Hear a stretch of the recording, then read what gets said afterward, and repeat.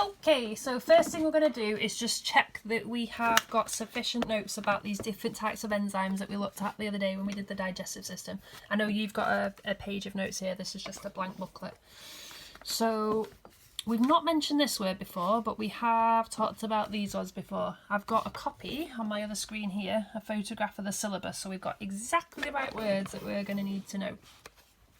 So it says that students should be able to recall the sites of production and the action of amylase, proteases and lipase.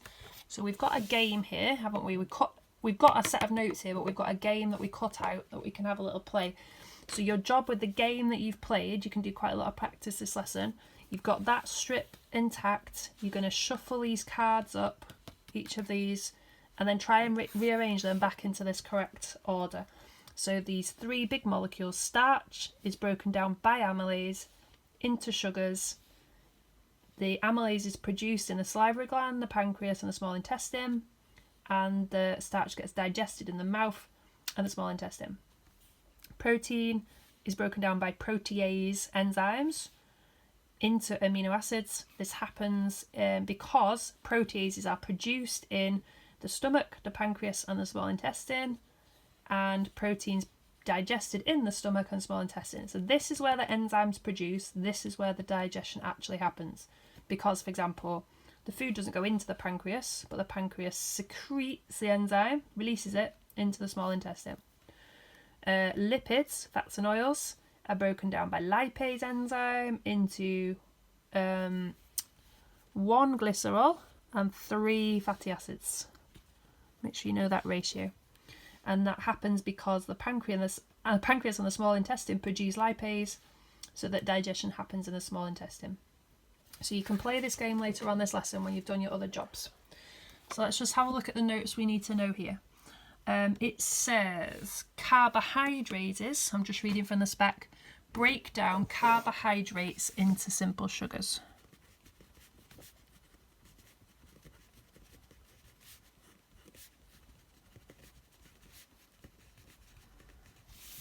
So carbohydrates,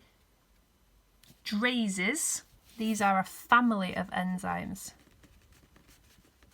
There are lots of different carbohydrates. We know one of them because we know an example of carbohydrate is starch. And it's broken down to sugar. And that happens using amylase enzyme. So amylase is an example of a carbohydrate.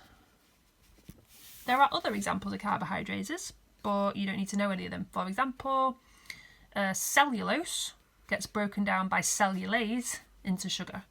We don't make cellulose as humans, like rabbits and cows and things can do. That means they can digest grass. There's other enzymes like, for instance, maltase enzyme breaks down maltose to starch. You've got lactose carbohydrate, which is broken down by lactase into galactose and glucose, sugars. Some people don't make lactose enzyme.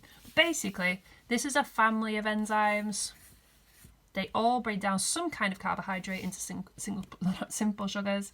One example that we need to know of is amylase enzyme that breaks down starch into sugar. Then we've got proteases. See if you can remember, what do they break down? What do they break it down into? These break down proteins into amino acids. Lipase enzymes. These break down, see if you can remember before I write it, lipids, which are fats, into glycerol and fatty acids.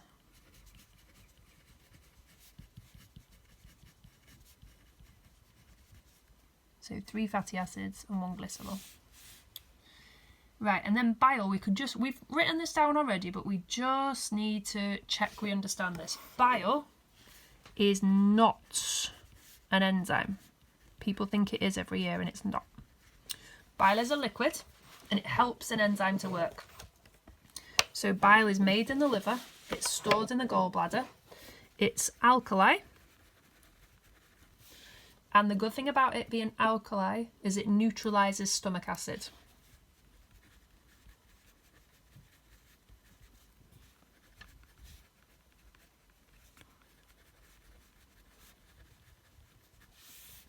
because the stomach acid is kept in a nice protective bag in the stomach, but we don't want it to start damaging the small intestine when it moves through. So the bile neutralizes that stomach acid.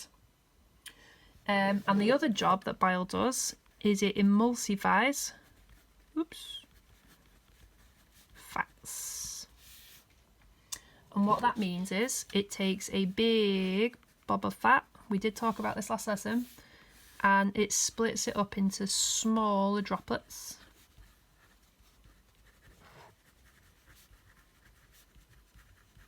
With a larger surface area.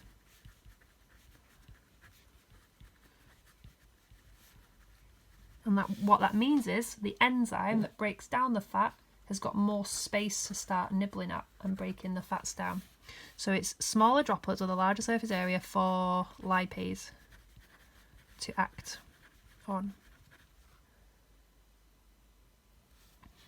So this process is called emulsification.